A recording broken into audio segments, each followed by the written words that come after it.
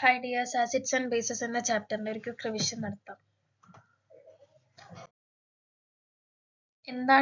എന്താണ് ആസിഡ്സും ബേസസും? Acids are the substances that turn blue litmus into red. Blue colour litmus പേപ്പറിനെ red colour ആക്കുന്ന എല്ലാ സബ്സ്റ്റൻസിനെയും നമ്മൾ ആസിഡ്സ് ആണെന്നാണ് വിളിക്കുന്നത്. Substances that turn red litmus into blue are bases. Red litmus പേപ്പറിനെ ബ്ലൂ കളർ ആക്കുന്ന എല്ലാ സബ്സ്റ്റൻസിനെയും നമ്മൾ ബേസ് എന്ന് വിളിക്കുന്നു. നമുക്കറിയാം രണ്ട് ടൈപ്പ് അല്ലെങ്കിൽ രണ്ട് കളർ ലിറ്റ്മസ് പേപ്പർ ഉണ്ട്, റെഡ് കളറും ബ്ലൂ കളറും. അതിൽ ബ്ലൂ കളർ ലിറ്റ്മസ് പേപ്പർ ഒരു സബ്സ്റ്റൻസ് നമുക്ക് കിട്ടിയിരിക്കുന്ന സബ്സ്റ്റൻസ് ആസിഡ് ആണോ ആൽക്കലി ആണോ എന്ന് അറിയില്ല. ആ ബ്ലൂ ലിറ്റ്മസ് പേപ്പറിനെ ആ സബ്സ്റ്റൻസിൽ നമ്മൾ ഡിപ്പ് ചെയ്ത് കഴിയുമ്പോൾ അത് റെഡ് കളർ ആയി കഴിഞ്ഞാൽ നമുക്ക് തന്നിരിക്കുന്ന സബ്സ്റ്റൻസ് ആസിഡ്സ് ആണെന്ന് നമുക്ക് മനസ്സിലാക്കാം. അതുപോലെ തന്നെ നമുക്ക് തന്നിരിക്കുന്ന സബ്സ്റ്റൻസ് അതിൽ നമ്മൾ റെഡ് ലിറ്റ്മസ് പേപ്പർ ഡിപ്പ് ചെയ്തപ്പോൾ ആ റെഡ് ലിറ്റ്മസ് പേപ്പർ ഡിപ്പ് ചെയ്ത പോർഷൻ വരെ ബ്ലൂ കളറായിട്ട് ചേഞ്ച് ചെയ്തിട്ടുണ്ടെങ്കിൽ ആ തന്നിരിക്കുന്ന സബ്സ്റ്റൻസ് ബേസ് ആണെന്ന് നമുക്ക് മനസ്സിലാക്കാം. സോ ഇനി നമുക്ക് ആസിഡ്സിനും ബേസസിനുമുള്ള സം എക്സാമ്പിൾസ് നോക്കാം. ആസിഡ്സിന് എക്സാമ്പിൾ ആണ് vinegar, lemon juice, tamarind water, butter milk. Tamarind water എന്ന് പറഞ്ഞാൽ പുളിവെള്ളം. ബേസസിന് എക്സാമ്പിൾ ആണ് lime water, soap solution, baking soda solution, clear ash, suspension. Lime water എന്ന് പറഞ്ഞാൽ ചുണ്ണാമ്പ് വെള്ളം. ദെൻ ഇതൊക്കെ നമ്മുടെ ഡെയിലി വീട്ടിലൊക്കെ അത്യാവശ്യം യൂസ് ചെയ്യുന്ന ഒരു കോമൺ സാധനങ്ങളാണ് അല്ലേ. അതിൽ മെയിൻ ആയിട്ട് പറയുകയാണെങ്കിൽ ആസിഡ്സിന്റെ ഒരു മെയിൻ ക്യാരക്ടറിസ്റ്റിക് ആണ് ആസിഡ്സിന് എല്ലാവർക്കും സോർ ടേസ്റ്റ് ആണ്. സോർ ടേസ്റ്റ് എന്ന് പറഞ്ഞാൽ എന്താണ്? പുളിരസം. എല്ലാ ആസിഡ്സും ഒരു പുളി രുചിയായിരിക്കും ഉണ്ടാവുക. ഞാൻ ഇത്ര പറഞ്ഞത് മനസ്സിലായെങ്കിൽ നിങ്ങൾക്ക് ഈ ഒരു എക്സസൈസ് ചെയ്ത് നോക്കാൻ പറ്റും. ഇവിടെ ഇപ്പോൾ ക്ലിയർ ആയിട്ട് നമുക്ക് മനസ്സിലാക്കാം. വിനീഗർ, ലെമൺ ജ്യൂസ് ആസിഡ് ആണെന്ന് ഞാൻ പറഞ്ഞു. ക്ലിയർ ലൈം വാട്ടർ ചുണ്ണാമ്പ് വെള്ളം ബേസ് ആണെന്ന് പറഞ്ഞു. സോ ആസിഡ്സ് ആയ വിനീഗറും ലെമൺ ജ്യൂസും അതിൽ നമ്മൾ ബ്ലൂ ലിറ്റ്മസ് പേപ്പർ ഡിപ്പ് ചെയ്ത് കഴിഞ്ഞാൽ അതിൽ റെഡ് കളർ ചേഞ്ച് ഉണ്ടാവും. ബട്ട് റെഡ് ലിറ്റ്മസ് പേപ്പർ ആണ് ഡിപ്പ് ചെയ്യണമെങ്കിൽ അവിടെ no changes observed. Clear lime വാട്ടറിലാണ് നമ്മൾ ബ്ലൂ ലിറ്റ്മസ് പേപ്പർ ഡിപ്പ് ചെയ്യണമെങ്കിൽ no change observe. But red litmus paper dip ചെയ്യുകയാണെങ്കിൽ ക്ലിയർ ലൈം വാട്ടർ അതൊരു ബേസ് ആണ്. സോ അവിടെ റെഡ് ലിറ്റ്മസ് പേപ്പർ ബ്ലൂ ആയിട്ട് മാറും.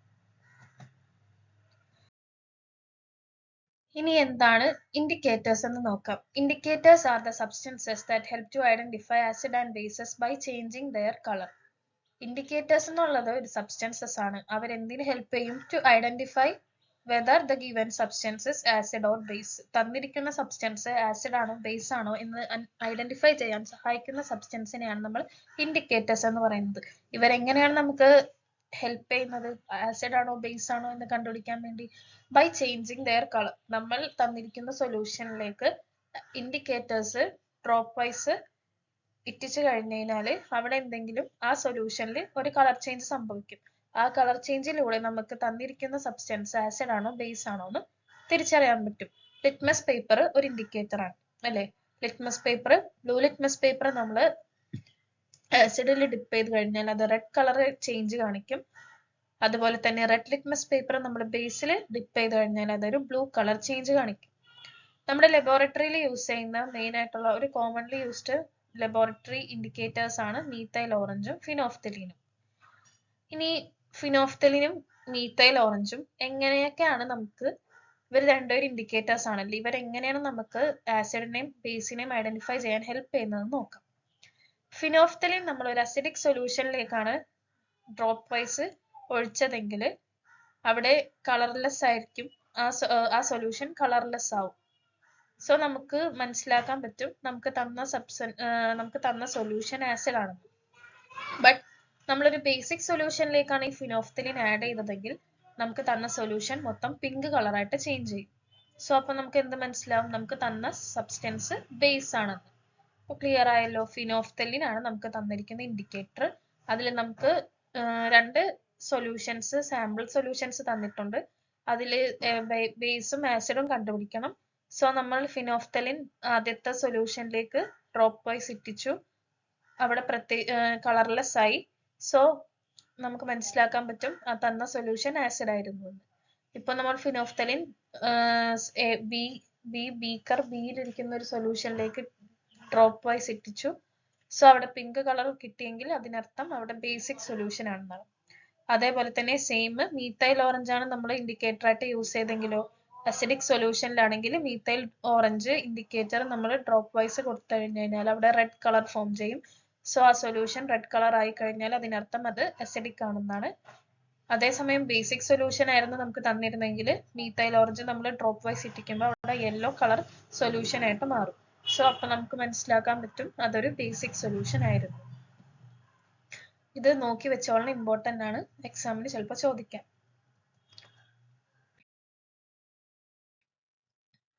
ഇനി എന്താണ് യൂണിവേഴ്സൽ ഇൻഡിക്കേറ്റർ എന്ന് നോക്കാം. Universal indicator is used to identify both acid and base.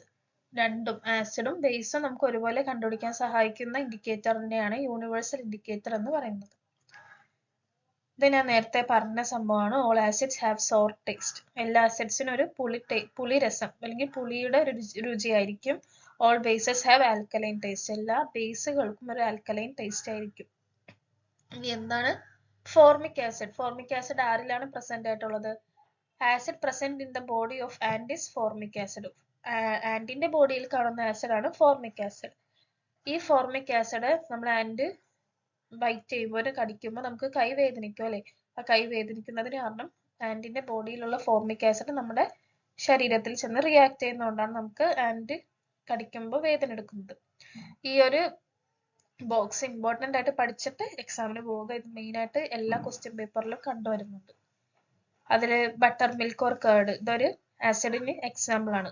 അതിൽ മെയിൻ ആസിഡ് പ്രസന്റ് ആയിട്ടുള്ള മെയിൻ ആസിഡ് ലാക്റ്റിക് ആസിഡ്, വിനീഗറിൽ അസറ്റിക് ആസിഡ്, ലെമണില് സിട്രിക് ആസിഡ്, ടാമറിൻഡ് പുളിയില് ടാർട്ടാറിക് ആസിഡ്, ആപ്പിളിലും ഉണ്ട് ആസിഡ്. അതിൽ മെയിൻ ആയിട്ട് പ്രസന്റ് ആയിരിക്കുന്ന ആസിഡ് മാലിക് ആസിഡ്, ഗൂസ്ബെറി നെല്ലിക്ക ascorbic acid, tomato oxalic acid.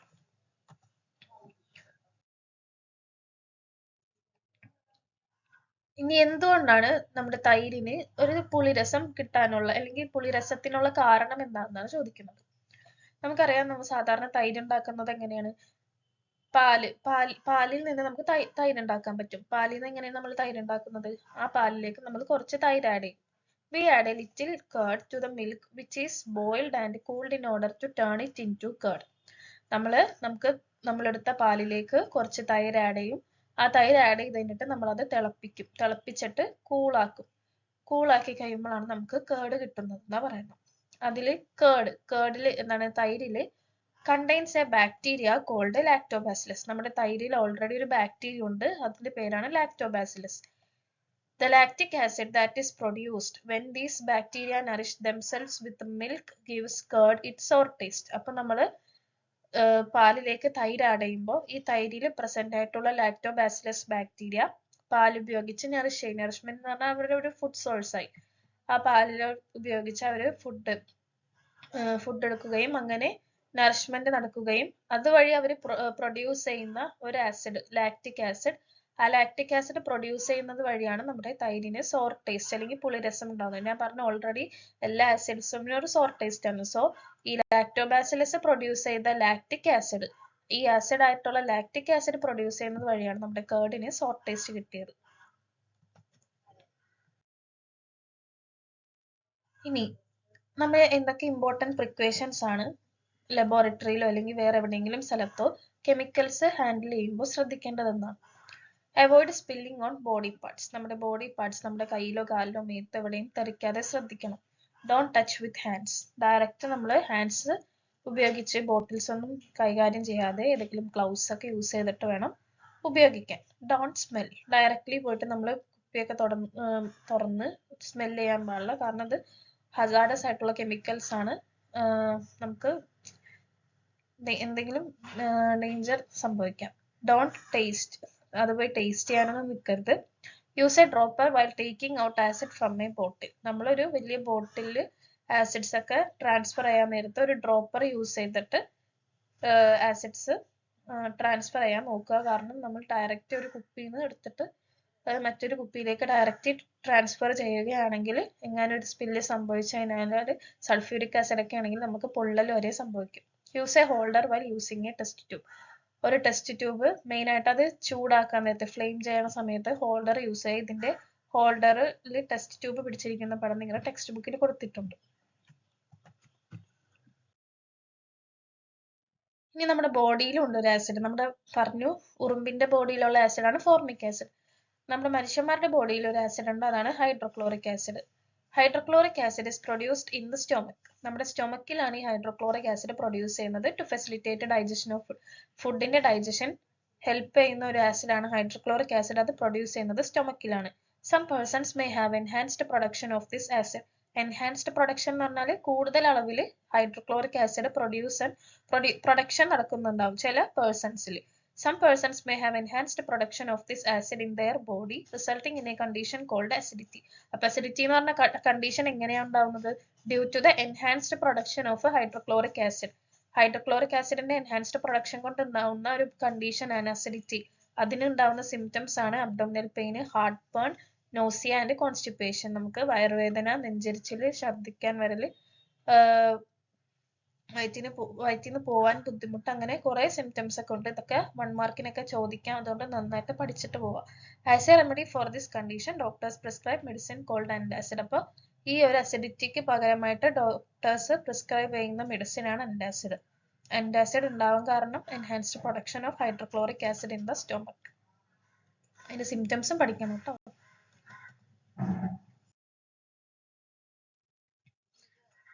ഇനി നമുക്ക് സോപ്പ് പ്രിപ്പറേഷൻ നോക്കാം. അതിന് മുമ്പ് ഒരു പോയിന്റ് ഉണ്ട്. നമ്മൾ ആസിഡ്സ് മെറ്റലിനായിട്ട് റിയാക്ട് ചെയ്ത് കഴിഞ്ഞാൽ ഒരു ഗ്യാസ് പ്രൊഡ്യൂസ് ചെയ്യും. ആ ഗ്യാസ് ആണ് ഹൈഡ്രജൻ. ജസ്റ്റ് 1 മാർക്കിനോ ഓപ്ഷൻ വൈസ് ആയിട്ടൊക്കെ നിങ്ങൾക്ക് ചോദിക്കാൻ ചാൻസ് ഉണ്ട്.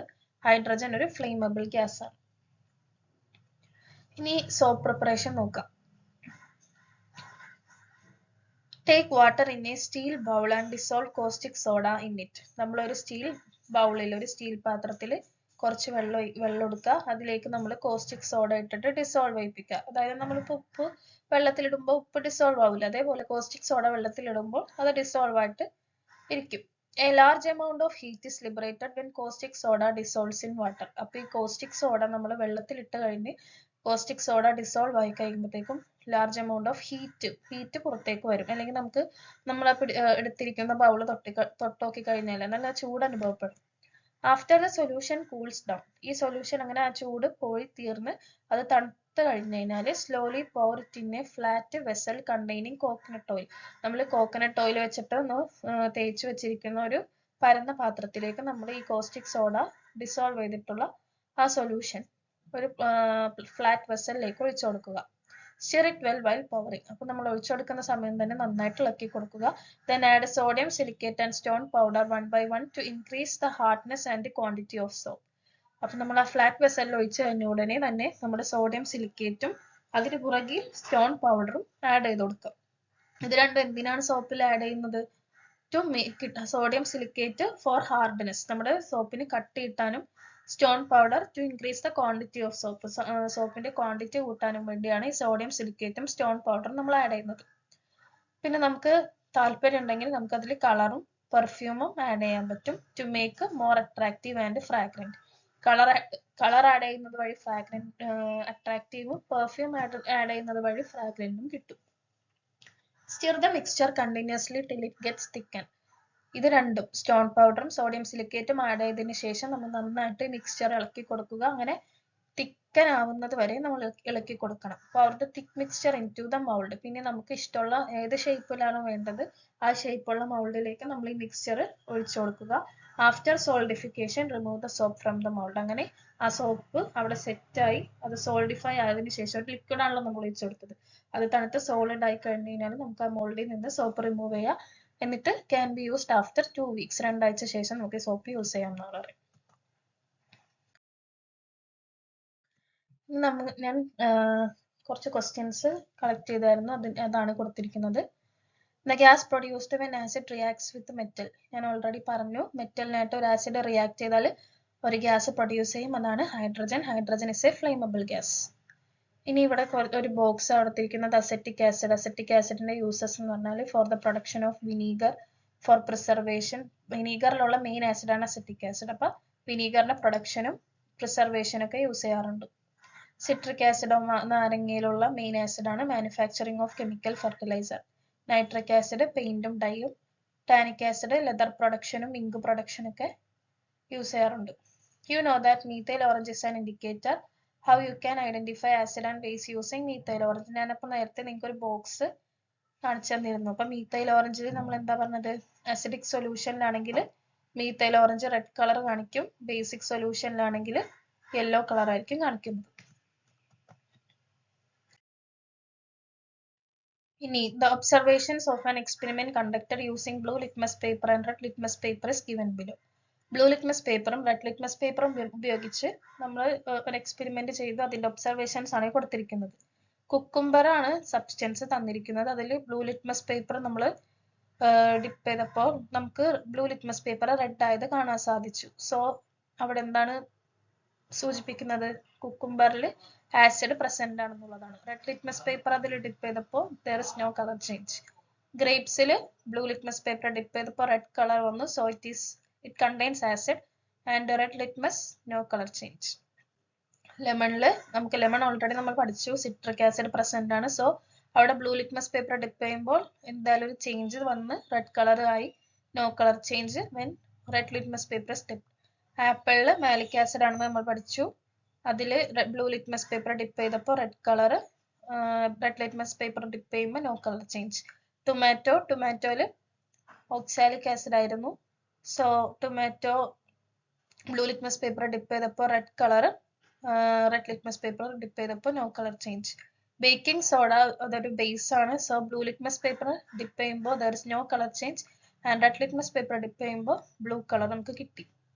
Analyse the table and write to conclusion. ഇതിപ്പോൾ നമുക്ക് ഈ ടേബിളിൽ നിന്ന് നമുക്ക് എന്താ മനസ്സിലായി? The given substance cucumber, grapes, lemon, apple, tomato are acids and because of that or it contains acids and because of that blue litmus paper turns red and the baking soda is a base, so red litmus paper turns to blue.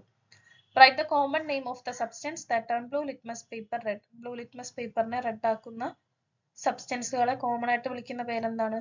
Acid. Write one common characteristic of substance. ആസിഡ്സിന്റെ ഒരു common characteristic എന്താണ്? all acids have sour taste. ഇനി examine the statement given below and identify the correct one. Curd contains a bacteria called lactobacillus. അത് നമ്മൾ പഠിച്ചല്ലേ? കേർഡിൽ ഒരു bacteria ഉണ്ട്, lactobacillus. അത് correct ആണ്. The acid found in lemon is lactic acid. അല്ലല്ലോ, lactic acid കാണുന്നത് എവിടെയാണ്? ബട്ടർ മിൽക്ക് ഓർ കേർഡിലാണ്. സോ അതൊരു wrong സ്റ്റേറ്റ്മെന്റ് ആണ്. Acids have sour taste. അത് റൈറ്റ് സ്റ്റേറ്റ്മെന്റ് ആണ്. The acids found in apple is citric acid. അത് wrong ആണ്. ആപ്പിളിൽ കാണുന്നത് മാലിക് ആസിഡ് ആണ്. സോ ഏതൊക്കെയാണ് കറക്റ്റ്? 1 and 3.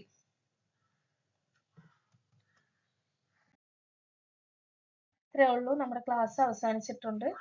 ഞാനൊരു ക്വസ്റ്റ്യൻ പേപ്പർ മോഡൽ ഡിസ്ക്രിപ്ഷനിൽ പിൻ ചെയ്തേക്കാം. നിങ്ങളത് കയറി ചെയ്ത് നോക്കുക. Thank you.